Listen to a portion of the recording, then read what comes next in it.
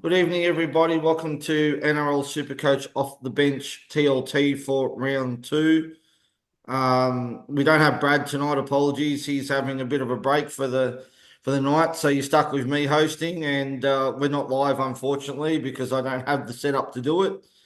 But thank you everyone for tuning in. Tonight I'm joined by one of our regulars, Timmy. Welcome back, Timmy, after no power. Yeah, mate, it's been an interesting few days after the cyclone here. I live in a pocket of Brisbane called Redland Bay, so we're right on the bayside area near all the islands that were affected. So, yeah, look, I'm not going to lie, it's been a pretty rough few days, but don't get me wrong, there's people nearby that have had things worse than what we have. So, yeah, power came back on late this afternoon finally, but we lost it since Friday afternoon, evening, whatever the hell it was. So 4 days, 5 days without power, and yeah, but there's still people who are waiting out there, so I can't complain. And at least you got to see the Broncos demolition of the Roosters on Thursday night too, Yeah, right?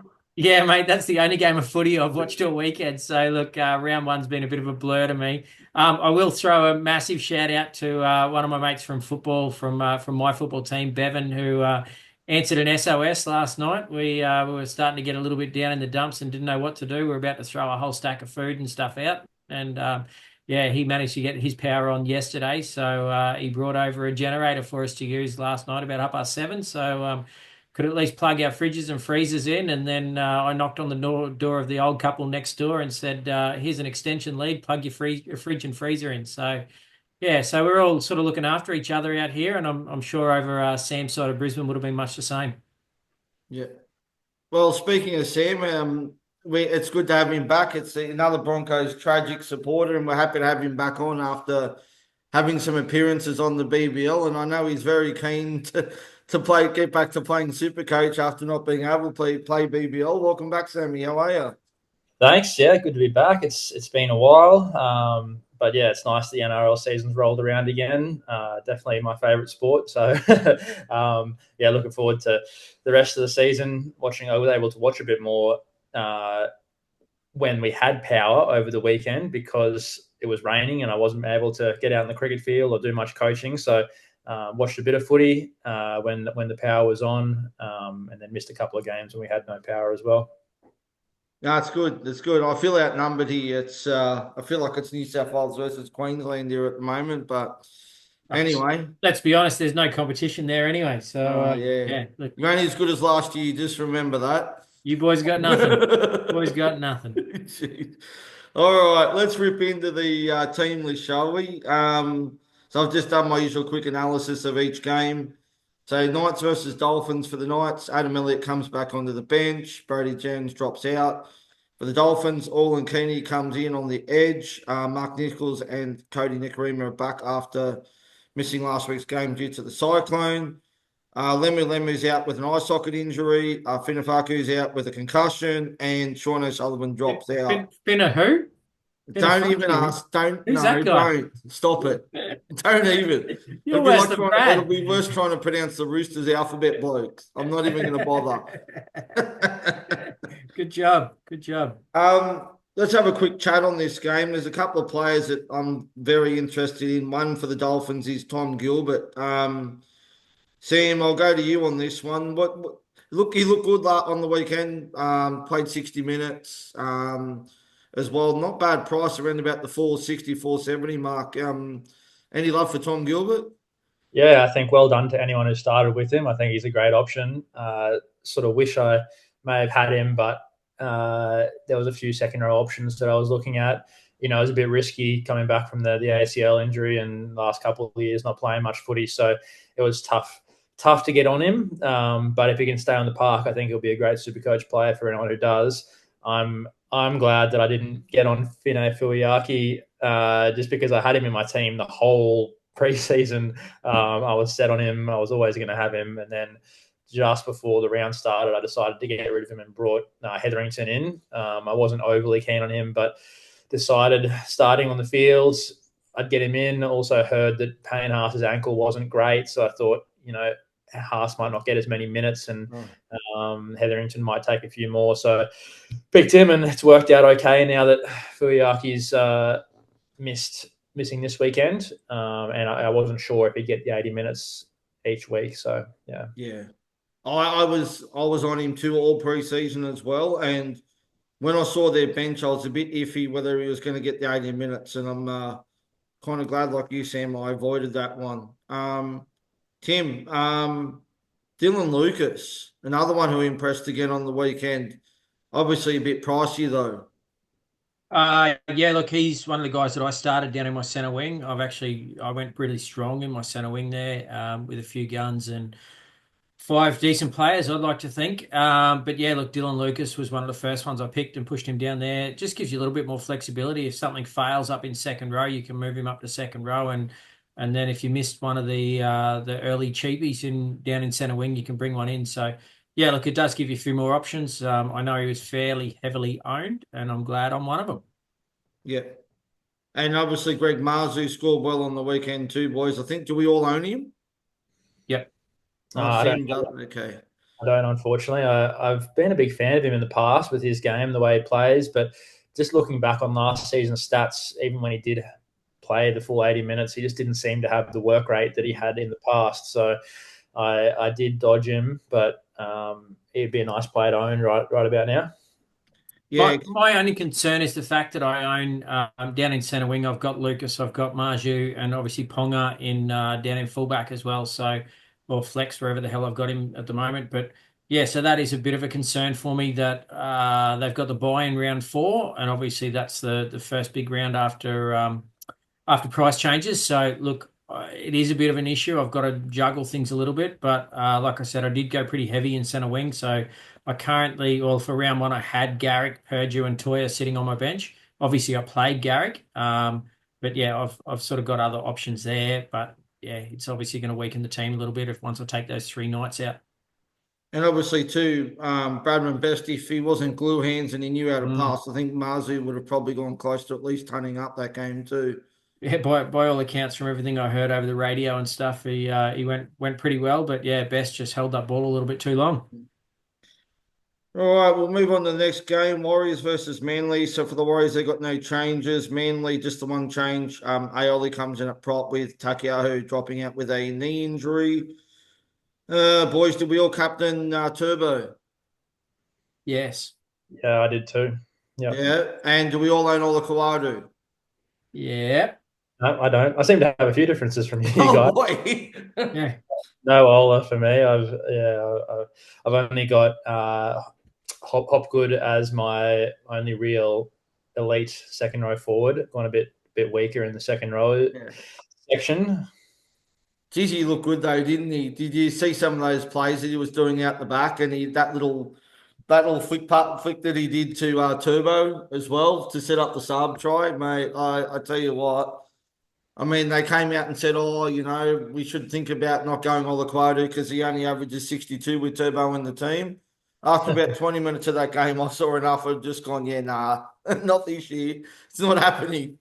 Yeah, he's a great player to have. I probably should have got on him, but I don't know. Yeah, DCE is playing really well still, like making great choices between going to him or going out to Turbo at the back, and yeah, there's going to be plenty of points scored down that edge probably this weekend as well. Yeah, I think especially against the the Warriors. plus as well. The Yeah, plus as well as Lukaku. I think if you need to play safe in a head-to-head match, you could even use him as a captain option or a VC loop type thing.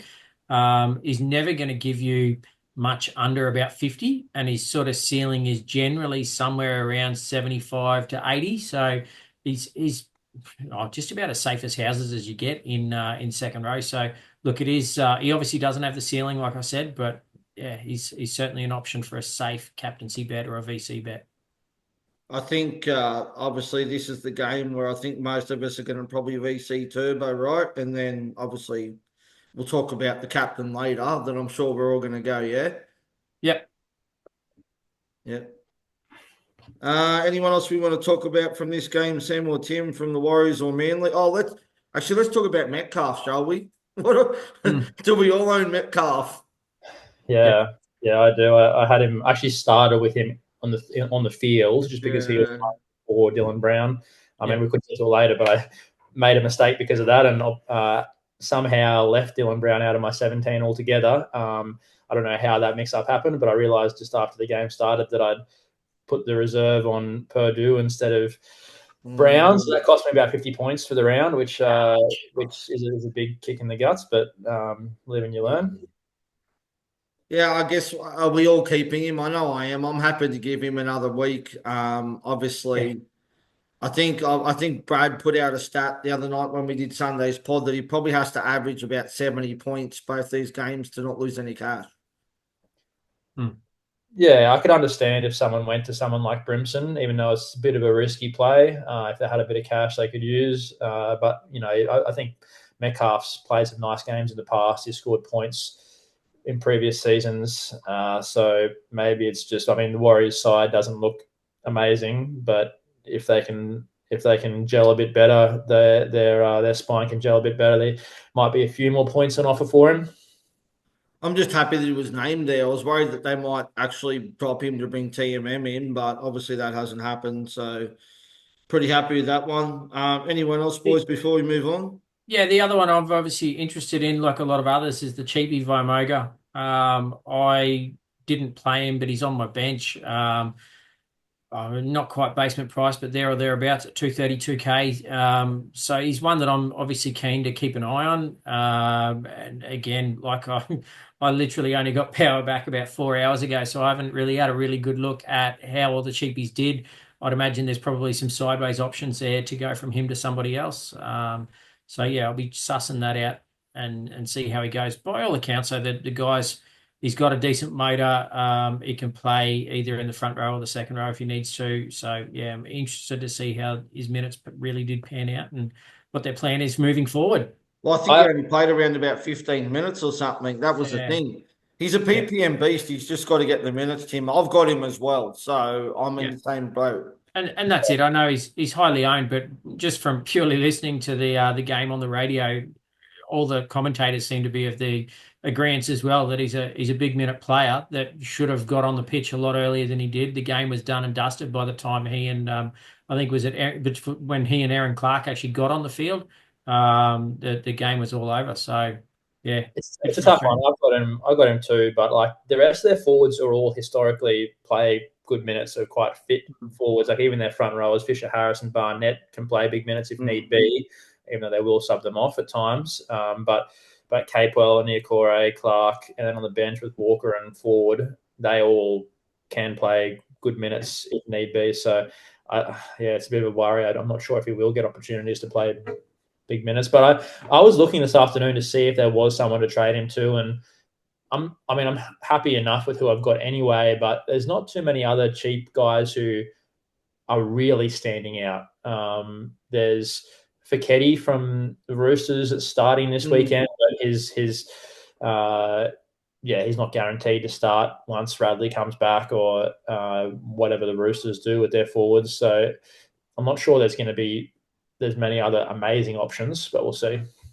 The only thing I think I'll see him is if you got the jewels you could trade him out to maybe the jet ski from the Broncos.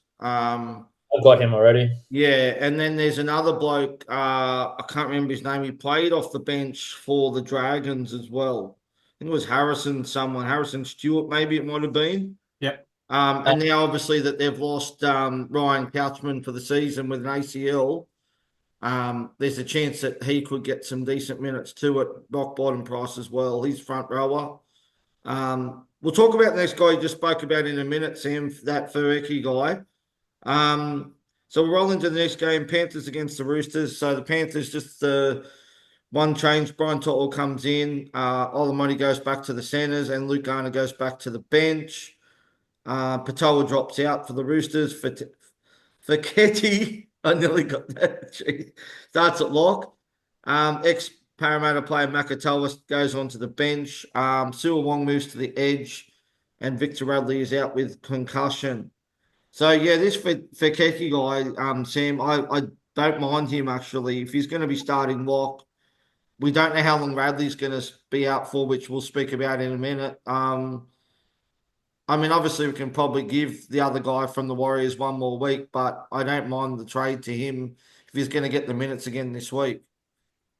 Yeah, definitely a potential. I think that Stewart you're talking about's on the bench again this weekend, so Fouquetti might be the way to go. I didn't notice him too much last game, to be honest. But yeah, it's a tough one. There might be an injury in the Warriors, and then Varmorga gets more minutes, and you're wishing you kept him. So I mean, you could always use a boost before round 3 if you needed to bring a few of those cash cows in. I was definitely telling myself this season that I was happy to use trades early because I think they're valuable early on to get the people you need in your team. But then, like every year, I'm finding it tough to make trades because you pick people for a reason, unless people really stand out. So, yeah. Victor Radley, Sam, I just wanted to have a quick chat with you about him. He's had a lot of concussions in the last few seasons. This one was pretty bad. He was pretty much ruled Cat 1 from the get-go as soon as he went off the field. Just give us your thoughts on this. Like, how much can this impact a player, I guess, on how many games they can potentially miss? Could this be a week-to-week thing? Or do we think he potentially comes back next week? Or Yeah, I mean, by the guidelines, he can come back next week, can't he? But with this number of concussions that he has had, I wouldn't be surprised if he's out for longer. I mean, we've definitely seen people with delayed concussion or extended concussion periods, especially after multiple concussions.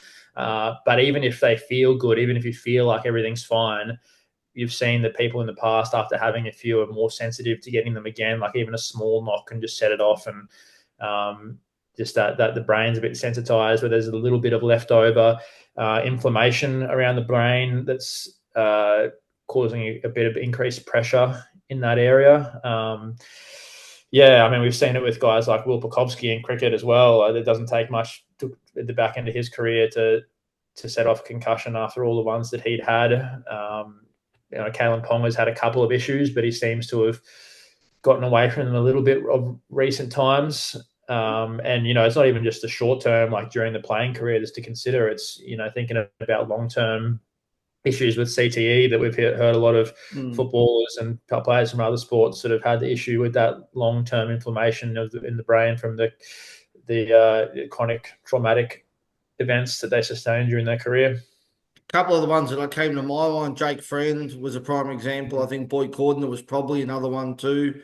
I think there's been a couple of other ones recently that have obviously been the same as well. So it's very interesting.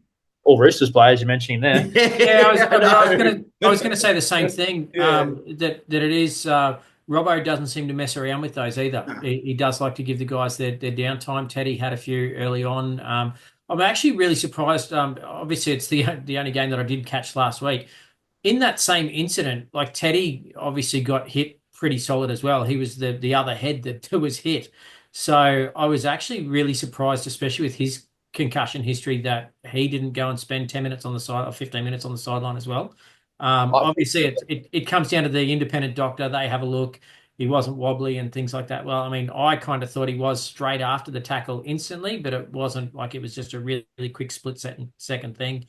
That could have been a balance thing. It could have been lots of things, obviously. So, but Robbo does have a history of not messing around with those sorts of things. He'll give the guys the extra time that they need. Yeah, when I had a look, it looked a bit more like to me that Radley's head hit Tedesco's shoulder more so. It might have clipped his head or jaw, but thought that he took a bit more of Tedesco's shoulder. But I could be wrong there. I know there's like, I mean, a lot of people like boxers try and strengthen their neck muscles, do that neck strengthening to try and stop concussions. So there's a bit of a theory around that the stronger your neck is, the less concussions you're going to get. I mean, there's cricketers, there's Tom Kohler-Cadmore, who is an English cricketer, who plays T20 circuit, that wears like a brace around his neck. It's a really thin brace. It doesn't look like a full neck brace or anything, but a really thin thing around his neck that I think some NFL players wear that's supposed to stop concussion. I'm not sure how it works. I haven't looked into it too much, but there are things out there that we might see come into rugby league a bit more in the future. We'll have to wait and see. Obviously, the other one too was who was just medically retired recently was Christian Welch too. He was another one that had a lot of injuries with concussions and that as well. So I'm glad, and I'm sure you agree, Sam, that they've actually brought this in the last few years, because after what's seen happening to some of these older players, it's not good, so I'm glad that they're doing something about it. Yeah, they have to, I think. Yeah. All right, next game is the Dragons against South. For the Dragons, Blake Laurie comes onto the bench. Ryan Couchman, who we spoke about, is out for the season with ACL injury. For South, Fletcher Myers comes into the centres. Bentley Hape to the wing with Tyron Munro. He's set for surgery with his collarbone again. Third one in I don't know how many years. So he's out for about 6 weeks, and Jack White 1 week suspension. Dragons looked okay on the weekend, boys. Is the only one I had my eye on was Toby Couchman, who we spoke about on the pod on Sunday. Played really good minutes, played 70 minutes, but obviously rotations thrown out of whack with losing his brother like 5 minutes into coming onto the field. So, is there any love for anyone for the Dragons? I've got Gula as just like a backup front row forward. I've gone fairly strong front row forward just because there wasn't many cheapies that I liked there. So I was happy that he got some good minutes. I think he got 50 odd minutes on the weekend, which is nice for me as maybe a slow burn. Sort of cash generator. I mean, I know some people have Tui Pilotu who was a sort of a late / surprise inclusion, scored a few tries. I've got Jaden Sewer in a few of my draft teams, and he actually scored quite well last year. Jaden Sewer averaging over 60, I believe, and was pretty quiet on the weekend with his points. So that would be a shame for any owners that had him. Yeah. Tim, anyone from South at all that you're interested in? Not so much South. I started with Hubner. He's obviously back starting again this week, which is good news. So he retained his spot. So he's the only one I think I've got from South. Just having a quick squeeze. Yeah, look, obviously Dave London's really big on Humphreys, and has been throughout the whole preseason. Dave, obviously one of our backstage crew, whatever you want to call him, for off the bench. Shout out there to Dave. Look, he's a mad Souths fan, and has been really keen on Humphreys throughout the season or the preseason. But no, look, mate, that's about it for me. AJ, if he ever comes back and throws a football again, is always a great shout at left wing. But that's if he ever makes it back on the field. Yeah, That's about it. it's a no go for me. I don't want a bloke who's got a floor of about 10 points when he doesn't Yeah, that's try. exactly right. They've got to learn to go left and go left often. Yeah, We're yeah. about 3 or 4 years ago. The only other one I think would be Kalomatangi. If you're that way Yeah. inclined, he's always a handy player. And I think I'd be keeping an eye on Junior Totola if he ever gets back to his form from a couple of seasons ago and can stay on the pitch. He's a super cheap front row forward option. I think he was about 300K, 330, something like that. So he's one that I'm sort of keeping a bit of an eye on to see if he gets some minutes and if he can go back to the form from a couple of years ago. Funny you mention him, Tim, actually, because Dave and I were having a chat about him the other day because he's obviously coming back from injury. He's on the bench at the moment. But I'll tell you what, once he gets those minutes up and he starts getting decent minutes, he will be a serious option. He has got a good PPM. He's a Absolutely. machine. I think they're just easing him back in at this stage. They are very short on forwards at the moment too. So I'd imagine at some stage he'll start getting some decent minutes. Yeah, I mean, I can't do it to myself again. I don't think I started with the total last year, and he was a bit more expensive, but I thought he was a good option in that mid range, and he didn't help me whatsoever last season. So not sure I can do that to myself again. But definitely Humphreys is one that I'll keep an eye on. I probably would have started with him if I was confident with his security with Dodd there in the wings. I ended up going with Duffy from the Cowboys, and if Duffy has another light game and Humphreys kills it, then might be someone that I trade to. I just don't know how much longer they can have Lewis Dodd playing New South Wales Cup when they're paying him like 650, 700K a season too. So 750, I thought it was. Or yeah, 750. it's around about that, give or take. Mm. So Was yeah. there any, sorry, boys, only asking because I've obviously got absolutely no idea, but was there any reports on how he went on the weekend in reserve grade? He didn't play because he was suspended, so he's back this week. Righto. Yep, fair Yeah, enough. yeah. Yeah, obviously for them that's a big loss with Munro getting out injured too. For those who jumped on him, well done. Mm. Because he was on about 60 odd points going into half time. He had a double, so that's a shame for him. Um, What with the collarbones, Sam? I guess like this is his third one in only 2 seasons, but it's a different one. So this is obviously an issue for him. That how do they become over something like this? Like is it just that they just not fully recover even after they have surgery or?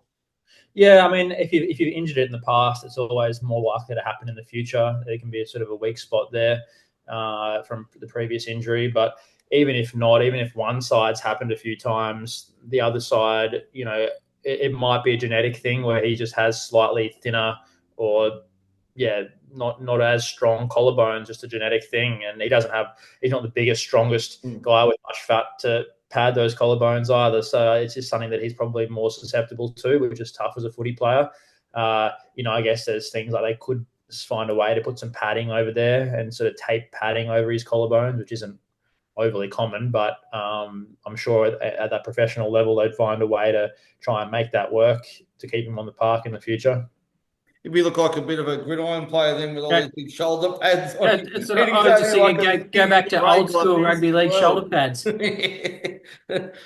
Oh dear. All right, we'll move on to this game. Cowboys against the Sharks. For the Cowboys, Kai O'Donnell will debut at lock for the Cowboys. Nanai has been dropped. And for the Sharks, no changes. Now, I'm pretty certain that Kai O'Donnell is the brother of the ex. I don't want to call him a thug, but he was a bit of a meathead, the old Luke O'Donnell. Do you guys remember him? Sam, it might be before your day. I remember watching him back end of his career for sure. Yeah. Yeah. Yeah. Um, anyone we like here, man. I'm very happy I picked up AFB last week, as I said. I don't know if there's any other AFB owners here. No. No, no. What are we doing? What are we doing with Purdue, boys? Are we going to hang on for now and just hope that he can start scoring some points? I think you have to. I think, especially with all the Broncos cheapies doing so well last week, if they can double down on that against the Raiders this week, then I think you can do some of those sideways trades to try and bank some cash with the price rises the week after. But I think you've got to at least go for a 2 game sample size and see how things progress there. I mean, there was Shibasaki, there was Gajewski, there was a whole stack of the guys that pinched those last few spots for the Broncos that obviously scored really well last week. But yeah, I think for guys like Toya, Purdue, Hubner, Vimega, we talked about before, I think for all those guys, you need a second game at least.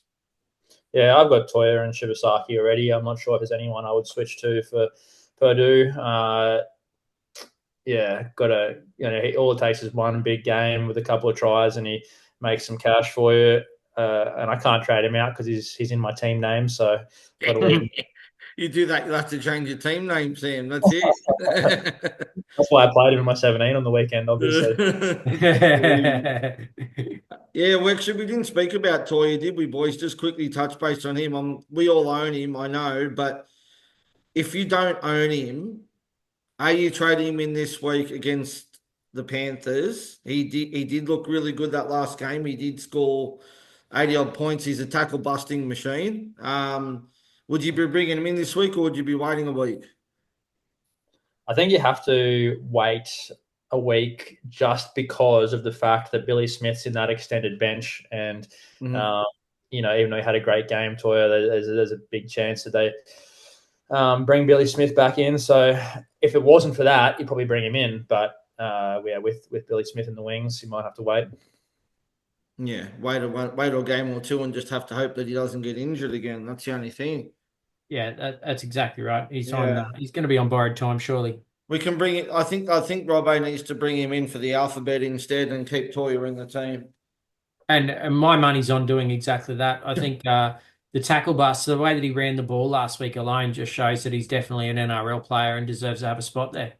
After about 10 minutes of that game, I'm sitting there and I'm going, why the hell didn't I play him? Like it made sense not to. The matchup wasn't great against the Broncos. We knew what we'd seen from the Broncos pre-season, but then Brad's going, oh, how did you not pick him? Did you not see him in the trials? Well, I don't really watch the trials. I don't take much out of the trials. Let's be honest.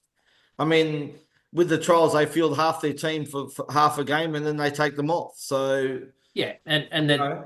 a lot of the time too, like it's great that he's NRL standard, but he was still um like early in his career. So when you're running against other 18, 19, 20-year olds that are also early in their career, you don't know what to take from it. So it's great to say trial form looks sensational, but then you're not marking against guys like Cobbo and I mean obviously Staggs didn't play last weekend, but yeah, you're not up against the same caliber of NRL player when you're playing those reserve grade bloody preseason games.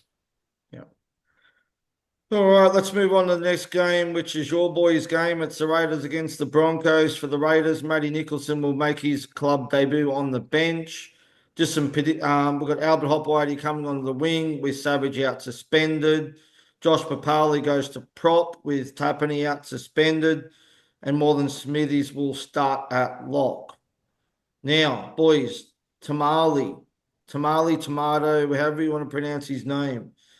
Do we think that he holds his spot when Savage comes back next week, or do we think Hopewadi stays in the team? I think Uh, Hopewadi's got to stay there, doesn't he? Like he's the incumbent player, and he's certainly got the runs on the board, and he's fairly versatile as well. He can play in that fullback spot as well as on the wing.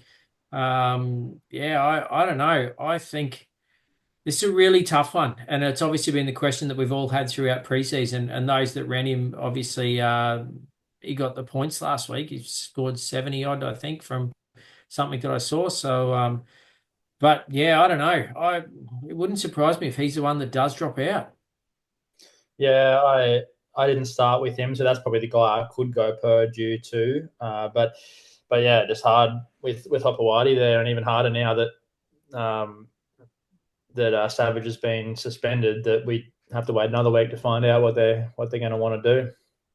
I guess that was the thing, like you said, Sam, is that it wasn't ideal that Savage got suspended because we just would have been able to make a call this week, and now if he's named in the 17 next week and Hopewadi drops out, then obviously we can make a play for him later on. We don't have to obviously do it this week, but I'm pretty sure we all know that Ricky does love the Hopewadi, so I'll be very surprised if he misses out in that team.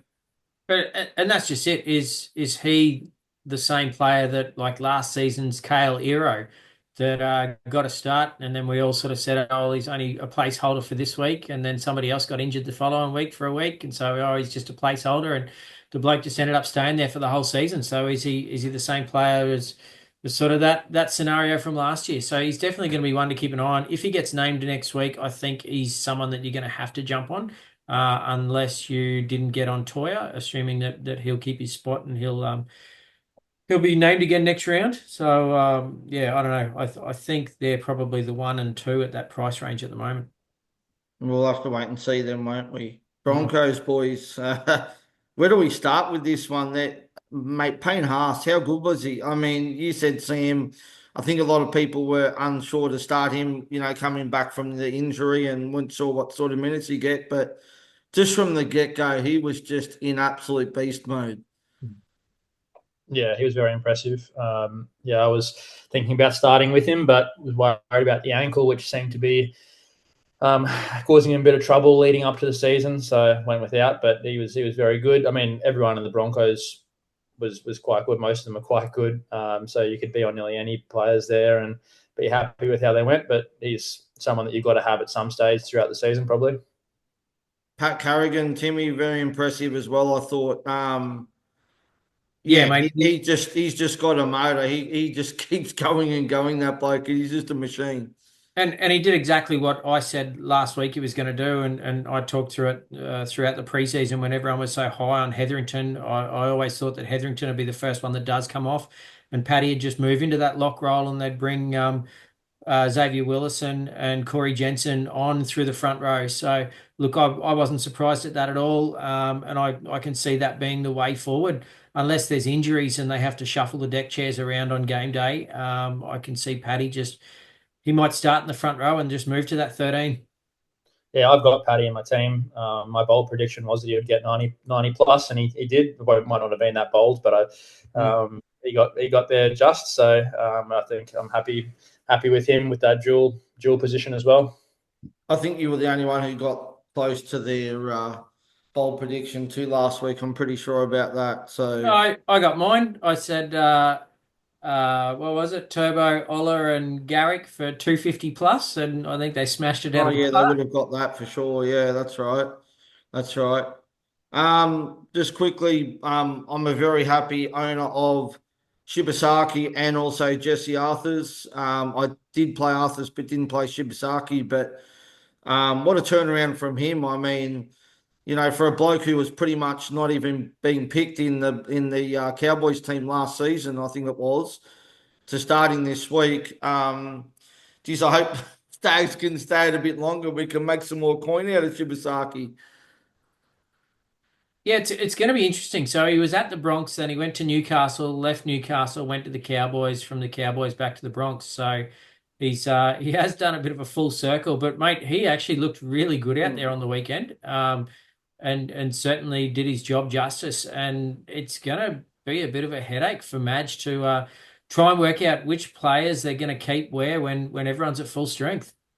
Yeah, I'm not confident Shibasaki will be a high scoring super coach player this season. I mean, he might prove me wrong, but that would surprise me. I've got him in Arthurs as well, and did the same thing as you, Ross. But would surprise me. I think he's a good defensive centre. I'd much rather have Mariner as an attacking centre, but there's some question marks over his defence. So understandable why they've got Shibasaki in there as maybe ahead of him. And the other one I'm going to be keeping my eye on is the jet ski as well. If he can keep that spot on the edge at rock bottom, he may come into my team in the next couple of weeks before price rises.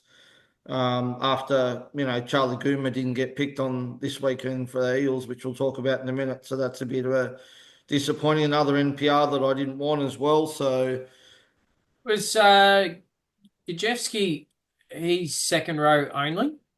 yeah, Yeah, that's what I thought. yeah. All right, we'll move on to the next game. This could be 40-0 one way. It could be 40-30, depending on who turns up where. It's the Eels against the Tigers. For the Eels, Jordan Samarani makes his club debut on the wing. Sean Lane comes back into the side on the edge. Katoga on the bench. Targo's out. Tuolangi's been dropped, as has Charlie Goomer. Yeah, I don't think there's anyone to talk about with the Eels. I mean, let's be honest. One to keep an eye on, who I did speak about pre-season, is Katoga. He's just come back from an injury on the bench this week. Don't be surprised at rock bottom price if he's not starting on the edge in the next couple of weeks, boys. So that's definitely one to keep an eye on for the Eels. Is there anyone you guys want to talk about from these games, Tim? Sam, I know you own Hopgood. We Yeah, have they got what he put out. minutes were good. Minutes were very good, but didn't quite have the points per minute that we'd be hoping from him. It's no Madison in the team this week. Whether when they bring him back, there's some question marks over that forward rotation again, as always with the Eels. But hopefully Hopwood maintains his minutes. There's a few other players that people would have, like Iongi and Dylan Brown, but not much more to say about them probably. Yeah, I only see an interesting one. This is a game that I really do want to go back and watch. The Eels game and also the Tigers game actually, and yeah, because I do have a few Tigers in my team, and pretty keen to see how they actually did perform on the day. I mean, obviously their scores, Supercoach scores don't tell you everything, but Iongi as well with his 69, was it a well sort of taken 69? Did he deserve more? Did he do well to get that? Like, what was it? What was it really like? Just when you go back and watch the replay of the game, Tim, just don't go, why was I only not given that try assist that Dylan Brown was given that no one should have got at all? I believe he did score a try, didn't he? I'm pretty sure I only scored a try. A late try. It was a junk try right at the end. Yeah, he looked okay. He did. But obviously, Para got flogged, so that didn't really help the cause. Hmm. But yeah, but for the Tigers, Appy's back, Buller's back, and Stafford Tower's back. So Mason, Hope, and Fatapi drop out. Mate, as I said, this could be anything with Appy and Buller back. The Tigers looked okay last week, except for their defence. I mean, it's not often you miss 55 tackles and only have 10 points scored against you. So that just shows exactly how bad Newcastle's attack was, not being able to put the points on the board. But I think they'll improve this week, and I think that they can actually put a number on Para this week, who are very under strength still, and obviously the whole Dylan Brown factor as well. So yeah, Yeah, it's gonna be a tough one to tip that game. I mean, I've got Seyfarth like a lot of people. I think I'll probably stick with him. There's a bit of worries around him giving away penalties and more being sent off and things in the past. He wasn't as bad with those on the weekend, but obviously had the HIA. So I think if he's playing 80 minutes on the edge, he's a good guy to have. what do you think? Because I know a lot of guys are going to looking to sell him this week. I don't think you can. I think I don't own him. I'm a non-owner, but obviously the HIA didn't help. I think having Appy and Buller back in that team will only help him. His numbers are usually pretty good, Sam. I mean, what do you think he's got to average in the next few weeks to actually make some cash to be able to trade him up? Because he's not a keeper. We all know that. Yeah, it's a tough one. I think, yeah, he's a hard worker. He's got a good work rate. So if he plays 80 minutes, he should score decent points. But I don't think he'll make a lot of cash. It'll probably be, if anything, if he just makes a little bit, even if he makes 50 or 80 grand, then I can maybe downgrade someone else and upgrade him to a gun. He's not someone I'm hoping to put on heaps of cash. Yeah. Yeah, so just going purely off the numbers. So what is he? He's 435, as priced at 435. Scored a 36 on the weekend, so he needs a 50 to 55. Just looking it up. Yeah, there you go, break even 53. So look, he basically needs a 53 plus to just get back in the good, 55 and start making money again. So or getting ready to make money for the price change round. So yeah, look, I don't know. I've got him. I'm keeping him. Yeah, the hardest part is then to go up to like Tom Gilbert. You're looking for another 50K to try and find a similar player for similar value. So if you've got 50K, then I could see why people might do it. But again, I think you've got to wait 2 games and see how things go. Yeah, I agree. I think, so a couple of people asked the question there. I said, just give him another week.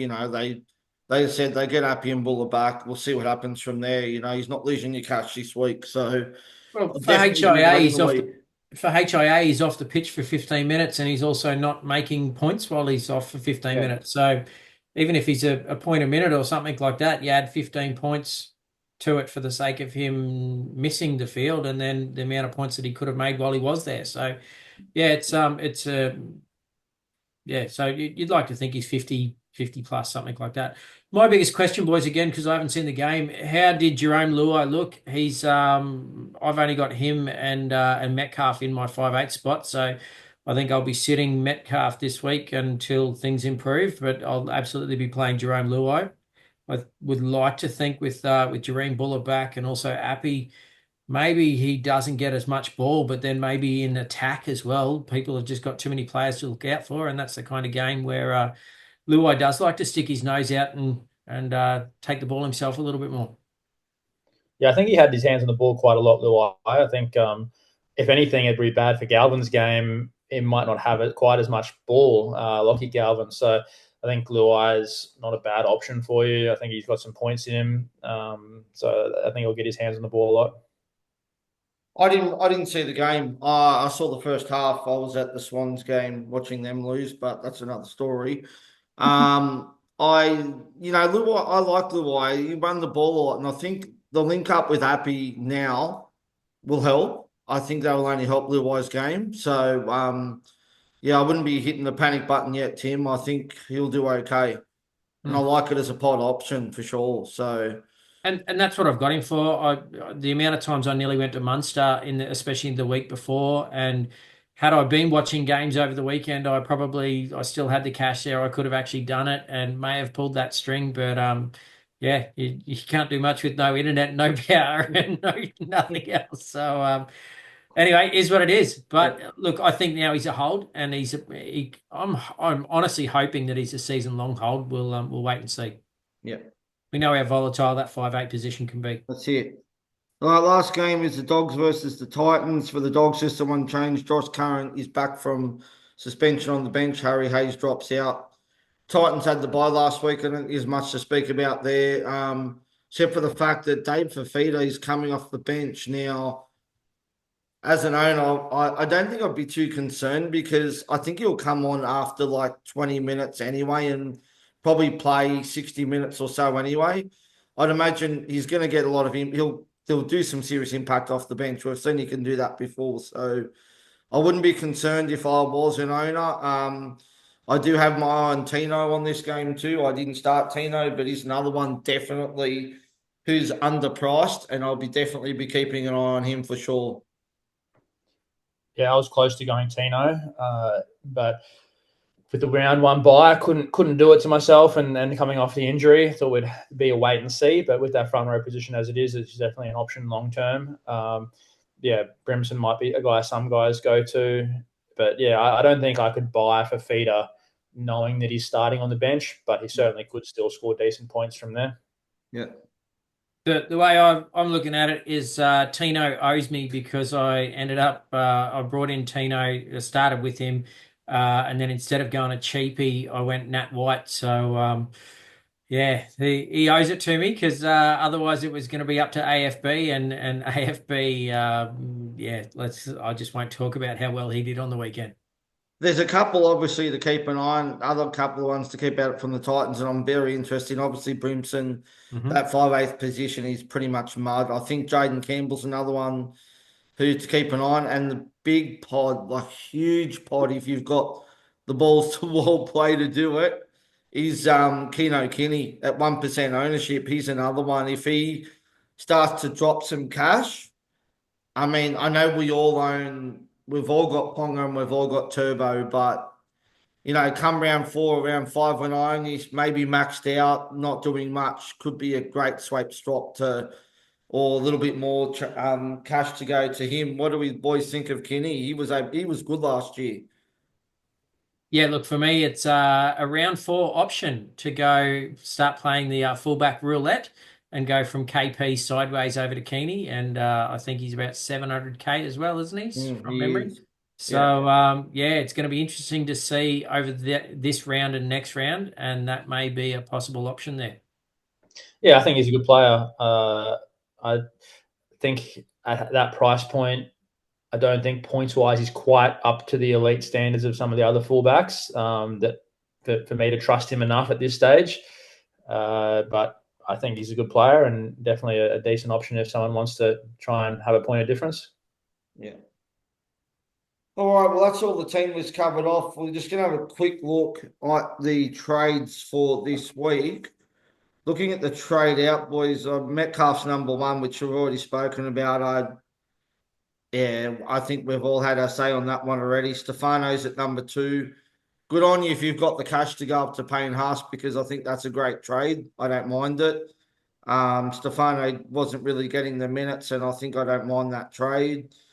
Number four, boys, Casey McLean. Now, the most popular trade is McLean to Shibasaki. Would you be selling McLean given they're playing the Roosters this week, though? Like, surely you could just wait another week and get Shibasaki next week, couldn't you? Yeah, well, I've got both of them. I've got McLean, so that was a shame that he went off with the concussion. That's I thought he was, being the Penrith winger would be a good option points wise. So I think I'd probably stick with him and hope that he does score the points that I was expecting to start the season. Number nine, Harry Grant. I can't believe he scores 60. Right, okay, 61 with a try. It wasn't great. I know we've got owners here on one of them. I know you are too, Sam. I think you said, didn't you? Surely you're not selling Harry Grant after one game. No, no, I don't think so. I mean, Sandon Smith scored that try in the end to get him up to 50. Corey Pay might be Pakes or whatever you say, it might be a guy that they uh, trade to just for the cash generation, which wouldn't be a terrible move, I guess. But yeah, I think if you're starting the season with Harry Grant, you probably got to stick with him now. Yep. I think in the hooker position especially, I just think the time rotation is different at every club.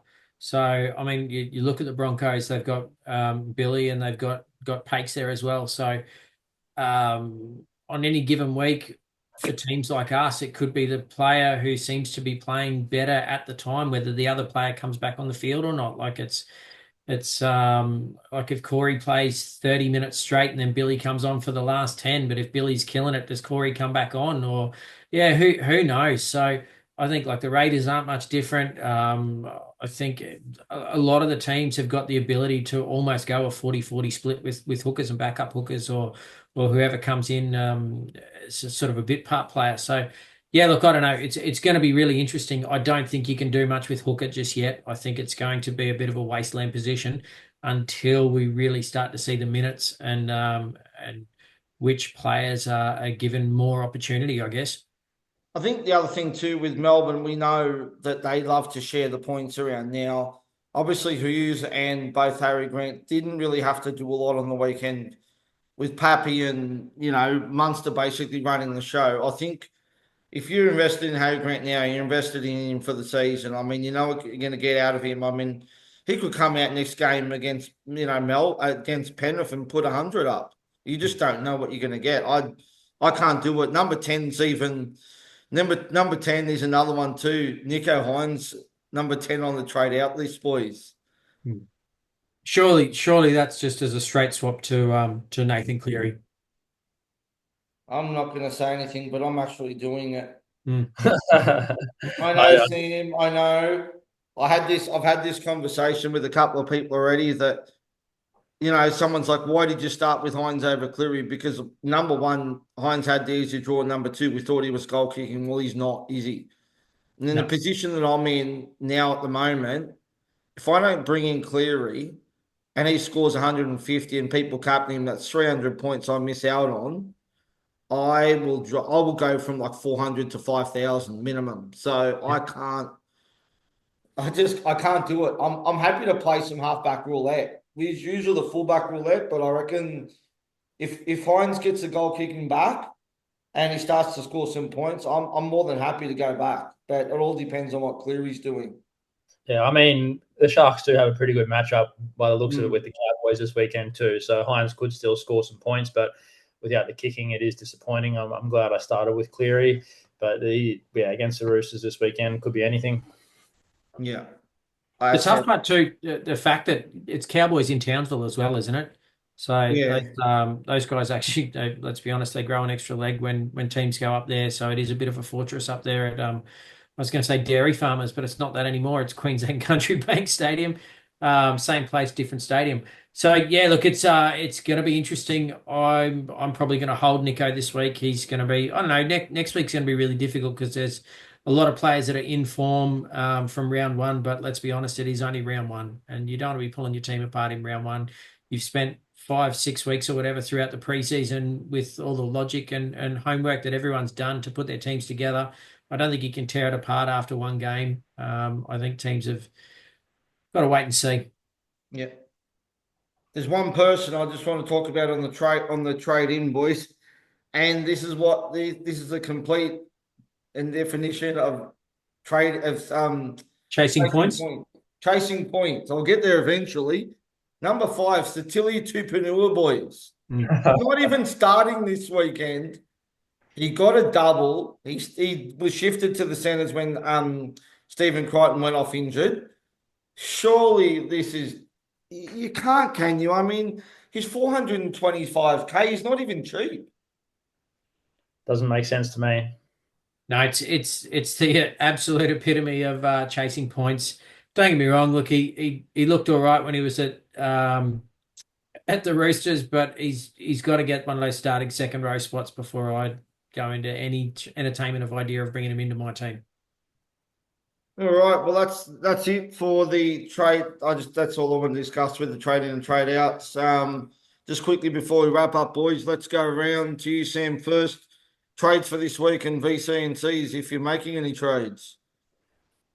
Yeah, I don't have any trades that I think I'll make at this stage. VC probably Turbo with captaincy on Cleary, I'd say. Yeah. Timmy? Oh, look, guys, You don't know, do you? Because you've just got internet back I 4 hours ago. You haven't even had I need six. another half a day to actually watch some football games and work out who actually played well on the weekend. Supercoach scores don't tell you everything. So yeah, I don't know. I got to do a bit of homework first, boys, but I've literally got no idea. I've got no doubt that Turbo will be my captain or vice captain in there somewhere, and yeah, I don't know. We'll wait and see what happens after that. Yeah. Well, I'm VC on Turbo and C on Cleary, like you, Sam. Am I trading? Yeah, well, obviously I am. I'm going Hines to Cleary, but I'm also jumping ship off Jacob Preston already. Wasn't impressed what I saw with him with only 40 odd points in 80 minutes. And it's time to jump on the Todd Gilbert train. Good call, I reckon. Mm. Yeah, So I don't hate that. Good yeah. job. And then, like many, well, I'm sure we'll be talking about next week when we're using our first boost as well. Yep, likely to happen. Yeah, yeah, absolutely. All right, well, that's it for this week. Thank you, Timmy, for jumping on as usual. Just quickly, we are going to be going to start doing the TLT podcast live as the teams drop as of next week, 4 p.m. live. With myself, Brad, and Tim will probably make some appearances every now and then, possibly. So, looking forward to that. And thank you, Sam, again for jumping on. And I'm sure we'll have you on again during the season. Thank you. Looking forward to it. All right, until Sunday night, everyone, good luck for the round. Raid trade, do whatever you want to do. And until then, we'll see you on Sunday night. Stay safe, be good.